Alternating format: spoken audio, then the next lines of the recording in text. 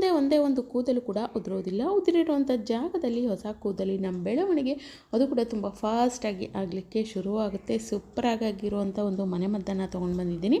ಬೊಕ್ಕದಲ್ಲಿಯಲ್ಲೂ ಕೂಡ ಕೂದಲು ಬೆಳಿಲಿಕ್ಕೆ ಶುರುವಾಗುತ್ತೆ. ನೆತ್ತಿಯಿಂದ ಕಾಲಿನವರೆಗೆ ಕೂದಲು ಕಪ್ಪಾಗಿ ದಟ್ಟವಾಗಿ ಬೆಳೀತಾ ಹೋಗುತ್ತೆ. ವಿಪರೀತವಾಗಿ ಕೂದಲು ಉದುರುವಂಥ ಸಮಸ್ಯೆ ಅಥವಾ ಉದುರಿರುವಂಥ ಜಾಗದಲ್ಲಿ ಮತ್ತೆ ಬೆಳೆದಿಲ್ಲ ಅನ್ನುವಂಥ ಸಮಸ್ಯೆ ಇನ್ನು ಮುಂದೆ ಇರೋದೇ ಇಲ್ಲ ಅಂತಲೇ ಹೇಳ್ಬೋದು.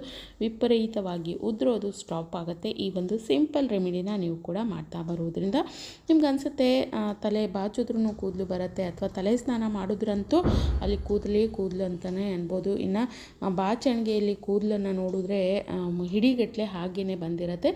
ಈ ಒಂದು ಸಿಂಪಲ್ ರೆಮಿಡಿನ ನೀವು ಮಾಡ್ತಾನೆ ಬರೋದೇ ಆದರೆ ಖಂಡಿತವಾಗ್ಲೂ ನಿಮ್ಮ ಬೊಕ್ಕತಲೆಯಲ್ಲೂ ಕೂಡ ಕೂದಲು ಮತ್ತೆ ಬೆಳವಣಿಗೆ ಆಗ್ತಾ ಬರುತ್ತೆ. ಜೊತೆಗೆ ತುಂಬ ದಟ್ಟವಾಗಿ ದಪ್ಪವಾಗಿ ಕಪ್ಪಾಗಿ ಕೂದಲು ಬೆಳೀತಾ ಹೋಗುತ್ತೆ. ಸಿಂಪಲ್ ರೆಮಿಡಿ ಆದರೂ ಕೂಡ ಸೂಪರಾಗಿ ವರ್ಕ್ ಆಗುತ್ತೆ. ಖಂಡಿತ ಟ್ರೈ ಮಾಡಿ ನೋಡಿ. ಈ ಒಂದು ಪವರ್ಫುಲ್ ರೆಮಿಡಿನ ಮಾಡ್ಕೊಳ್ಳೋದಕ್ಕೆ ಮೊದಲೇದಾಗಿ ನಮಗೆ ಬೇಕಾಗಿರುವಂಥದ್ದು ಬೇವಿನ ಎಲೆಗಳು. ಅದು ಸ್ನೇಹಿತರೆ, ಬೇವಿನ ಎಲೆಗಳನ್ನು ನಾನಿಲ್ಲಿ 1 ಹಿಡಿ ಆಗೋಷ್ಟು ತೊಗೊಂಡಿದ್ದೀನಿ. ಅದನ್ನು ಒಮ್ಮೆ ಚೆನ್ನಾಗಿ ತೊಳೆದು ಆನಂತರನೇ ತೊಗೊಳ್ತಾ ಇದ್ದೀನಿ. ಈ ಒಂದು ಬೇವಿನ ಎಲೆಗಳನ್ನು ಹಚ್ಚುತ್ತಾ ಬರೋದ್ರಿಂದ ಕೂದಲಿನ ಬೆಳವಣಿಗೆ ದುಪ್ಪಟ್ಟು ವೇಗವಾಗಿ ಆಗುತ್ತೆ, ಕಪ್ಪಾಗಿ ಬೆಳೀತಾ ಹೋಗುತ್ತೆ, ಹೊಟ್ಟು ಕಡಿಮೆ ಆಗುತ್ತೆ. ಡ್ಯಾಮೇಜ್ ಹೇರ್ ಏನಾದರೂ ಇತ್ತು ಅಂದರೆ ಆ ರೀತಿ ಸಮಸ್ಯೆ ಕೂಡ ಕಡಿಮೆ ಮಾಡ್ಕೊಳ್ಳೋದಕ್ಕೆ ತುಂಬ ಹೆಲ್ಪ್ ಆಗುತ್ತೆ.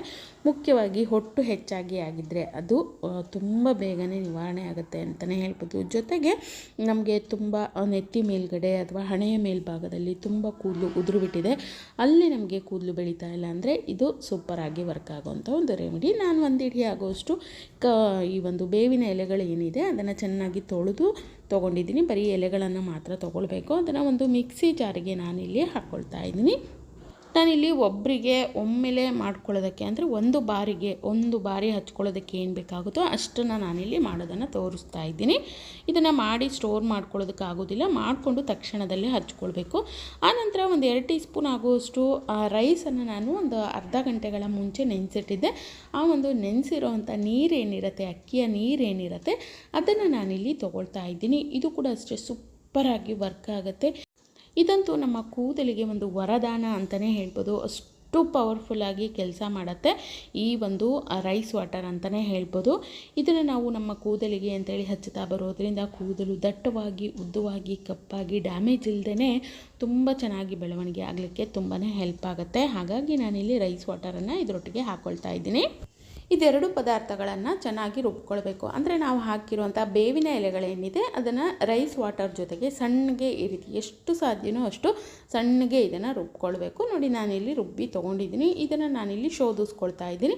ಅಂದರೆ ಬೇವಿನ ಎಲೆಯ ತರಿ ಅಂದರೆ ಆ ಎಲೆಯ ಒಂದು ಚಿಕ್ಕ ಚಿಕ್ಕ ಪೀಸ್ ಹಾಗೇನೆ ಉಳಿದಿರುತ್ತಲ್ಲ, ಅದು ಕೆಲವೊಮ್ಮೆ ನಮ್ಮ ಕೂದಲಲ್ಲಿ ಅಂಟ್ಕೊಂಡು ಕೆಲವೊಮ್ಮೆ ಅದರಿಂದನೂ ಕೂಡ ಕೂದಲು ಗಂಟಾಗುವಂಥದ್ದು, ಡ್ಯಾಮೇಜ್ ಆಗುವಂಥದ್ದು ಈ ರೀತಿ ಆಗುತ್ತೆ. ಕೆಲವೊಬ್ಬರಿಗೆ ಅದೆಲ್ಲ ಇಷ್ಟ ಆಗೋದಿಲ್ಲ. ಅಂದರೆ ಕೂದಲಲ್ಲಿ ಈ ರೀತಿ ಹಿಡ್ಕೊಂಡಿರೋವಂಥದ್ದು ಈ ರೀತಿ ಹೊಟ್ಟಿನ ರೀತಿ ಆಗಲಿಕ್ಕೆ ಶುರುವಾಗುತ್ತೆ. ಹಾಗಾಗಿ ಇದನ್ನು ಚೆನ್ನಾಗಿ ಸೋಸ್ಕೊಳ್ಬೇಕು.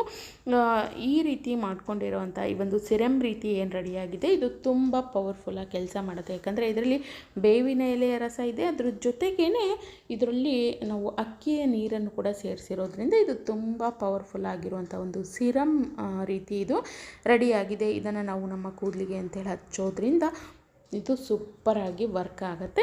ಇನ್ನು ಇದನ್ನು ಇನ್ನಷ್ಟು ಪವರ್ಫುಲ್ಲಾಗಿ ಮಾಡಲಿಕ್ಕೆ ನಾನಿಲ್ಲಿ ವಿಟಮಿನ್ ಇ ಕ್ಯಾಪ್ಸುಲನ್ನು ಸೇರಿಸ್ಕೊಳ್ತಾ ಇದ್ದೀನಿ.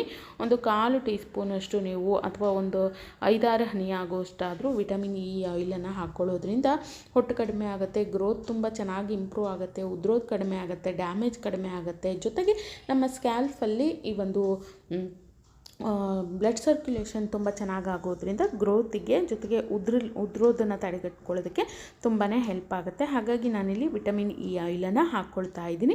ಆನಂತರ ಇದರೊಟ್ಟಿಗೆ ನಾನಿಲ್ಲಿ ಕೊಬ್ಬರಿ ಎಣ್ಣೆನ ಸೇರಿಸ್ಕೊಳ್ತಾ ಇದ್ದೀನಿ. 1 ಟೀ ಸ್ಪೂನ್ ಆಗುವಷ್ಟು ನಾನಿಲ್ಲಿ ಕೊಬ್ಬರಿ ಎಣ್ಣೆನ ಹಾಕ್ಕೊಳ್ತಾ ಇದ್ದೀನಿ. ಇದು ಕೂಡ ಅಷ್ಟೇ ಒಂದು ಒಳ್ಳೆ ಮಾಯಿಶ್ಚರೈಸರ್ ಆಗಿ ಕೆಲಸ ಮಾಡುತ್ತೆ, ಡ್ಯಾಮೇಜ್ ಆಗೋದ್ರನ್ನು ತಡೆಗಟ್ಟುತ್ತೆ, ಹೊಟ್ಟನ್ನು ಕಡಿಮೆ ಮಾಡುತ್ತೆ, ಗ್ರೋತನ್ನು ಇಂಪ್ರೂವ್ ಮಾಡಲಿಕ್ಕೆ ತುಂಬಾ ಹೆಲ್ಪ್ ಆಗುತ್ತೆ. ಹಾಗಾಗಿ ಸೇರಿಸ್ಕೊಂಡಿದ್ದೀನಿ. ಇವೆರಡನ್ನ ಹಾಕ್ಬಿಟ್ಟು ಚೆನ್ನಾಗಿ ಮಿಕ್ಸ್ ಮಾಡ್ಕೊಳ್ಬೇಕು. ತುಂಬ ಪವರ್ಫುಲ್ ಆಗಿರುವಂಥ ಒಂದು ಸಿರಮ್ ಅನ್ನುವಂಥದ್ದು ನಮಗೆ ಈಗ ರೆಡಿಯಾಗಿದೆ.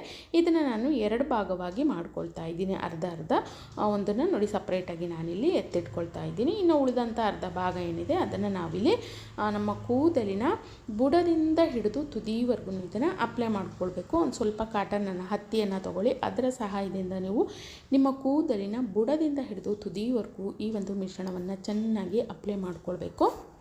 ಈ ಒಂದು ಮಿಶ್ರಣವನ್ನು ನೀವು ಕೂದಲಿನ ಬುಡದಿಂದ ಹಿಡಿದು ತುದಿವರೆಗೂ ಈ ರೀತಿ ಚೆನ್ನಾಗಿ ಕೂದಲಿಗೆ ಅಂಟುಕೊಳ್ಳೋ ರೀತಿ ಚೆನ್ನಾಗಿ ಹಚ್ಕೊಂಡು ಒಂದು 5 ನಿಮಿಷಗಳ ಕಾಲ ನಿಧಾನವಾಗಿ ಮಸಾಜನ್ನು ಮಾಡ್ಕೊಳ್ಳೋದ್ರಿಂದ ಹೊಟ್ಟು ಕಡಿಮೆ ಆಗುತ್ತೆ, ತುರಿಕೆ ಕಡಿಮೆ ಆಗುತ್ತೆ, ಚಿಕ್ಕ ಚಿಕ್ಕ ಗುಳ್ಳೆಗಳೇನಾದರೂ ಆಗ್ತಾಯಿದ್ರೆ ಅದು ಕೂಡ ಕಡಿಮೆ ಆಗಿ ಗ್ರೋತ್ ಅನ್ನುವಂಥದ್ದು ತುಂಬ ಚೆನ್ನಾಗಿ ಇಂಪ್ರೂವ್ ಆಗಲಿಕ್ಕೆ ಇವತ್ತಿನ ಈ ಒಂದು ಸೂಪರಾಗಿರುವಂಥ ಮನೆಮದ್ದು ತುಂಬಾ ಹೆಲ್ಪ್ ಮಾಡುತ್ತೆ. ಈ ಒಂದು ಸಿರಮನ್ನು ಹಚ್ಕೊಳ್ಬೇಕು. ಹಚ್ಚಿ ಒಂದು ಅರ್ಧ ಗಂಟೆನಾದರೂ ತಲೆಯಲ್ಲಿ ಹಾಗೇ ಕೂದಲು ಹೀರ್ಕೊಳ್ಳೋದಕ್ಕೆ ಅದನ್ನು ಹಾಗೇ ಬಿಟ್ಕೊಳ್ಬೇಕು.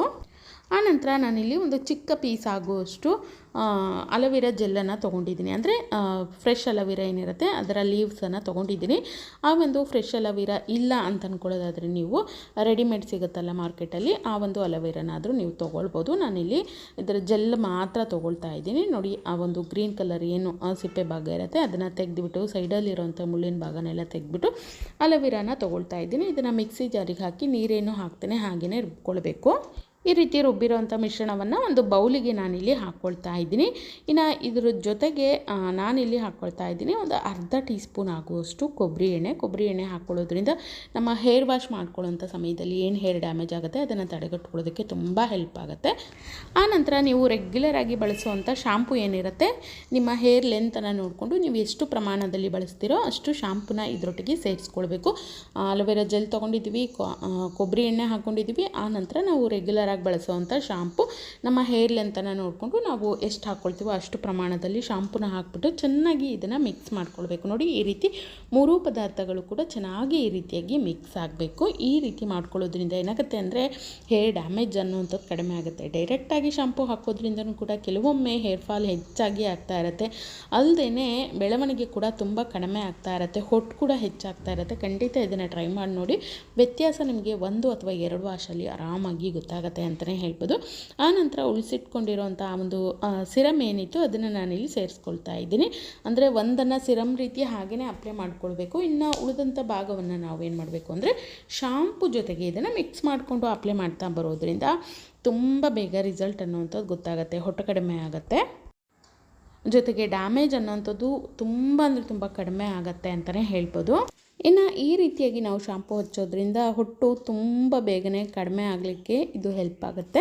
ಅದ್ರ ಜೊತೆಗೇ ಈ ಒಂದು ಮಿಶ್ರಣವನ್ನು ನಾವು ರೆಗ್ಯುಲರಾಗಿ ಶಾಂಪು ಯಾವ ರೀತಿ ಹಚ್ಕೊಳ್ತೀವೋ ಆ ರೀತಿ ಹಚ್ಕೊಂಡು ಚೆನ್ನಾಗಿ ಮಸಾಜನ್ನು ಮಾಡಿಕೊಂಡು ಒಂದು 5-10 ನಿಮಿಷ ತಲೆಯಲ್ಲಿ ಹಾಗೆ ಇಟ್ಕೊಂಡು ಆನಂತರ ಕ್ಲೀನಾಗಿ ವಾಶ್ ಮಾಡ್ಕೊಳ್ಳೋದ್ರಿಂದ ಇದರಲ್ಲಿ ಇರುವಂಥ ಅಂದರೆ ನಮ್ಮ ಕೂದಲಲ್ಲಿ ಇರುವಂಥ ಜಿಡ್ಡಿನಂಶ, ಕೊಳೆ ಅಂಶ, ಹೊಟ್ಟಿನಂಶ ಎಲ್ಲನೂ ಹೋಗ್ತಾ ಬರುತ್ತೆ. ಜೊತೆಗೆ ಡ್ಯಾಮೇಜ್ ಎಲ್ಲ ಕಡಿಮೆ ಆಗಿ ಕೂದಲು ತುಂಬ ಚೆನ್ನಾಗಿ ಕಪ್ಪಾಗಿ ಉದ್ದವಾಗಿ ದಟ್ಟವಾಗಿ ಬೆಳೀತಾ ಬರುತ್ತೆ. ಖಂಡಿತ ಟ್ರೈ ಮಾಡಿ ನೋಡಿ. 2 ಕೂಡ ಸೂಪರಾಗಿ ವರ್ಕ್ ಆಗೋವಂಥ ಒಂದು ಹೋಮ್ ರೆಮಿಡಿ ಅಂತಲೇ ಹೇಳ್ಬೋದು. ನಾವು ಸಿರಮನ್ನು ಕೂಡ ಅಪ್ಲೈ ಮಾಡ್ಕೊಳ್ಬೇಕು. ಅದೇ ವಿಧವಾಗಿ ಈ ರೀತಿ ಶಾಂಪು ಕೂಡ ಹಚ್ಚೋದ್ರಿಂದ ಹೇರ್ ಗ್ರೋತ್ ಅನ್ನುವಂಥದ್ದು ಸೂಪರ್ ಫಾಸ್ಟಾಗಿ ಆಗಲಿಕ್ಕೆ ಹೆಲ್ಪ್ ಆಗುತ್ತೆ. ಖಂಡಿತ ಟ್ರೈ ಮಾಡಿ ನೋಡಿ. ನಾನು ಸಿಗ್ತೀನಿ ಮತ್ತೊಂದು ಹೊಸ ವಿಡಿಯೋದೊಂದಿಗೆ. Thank you.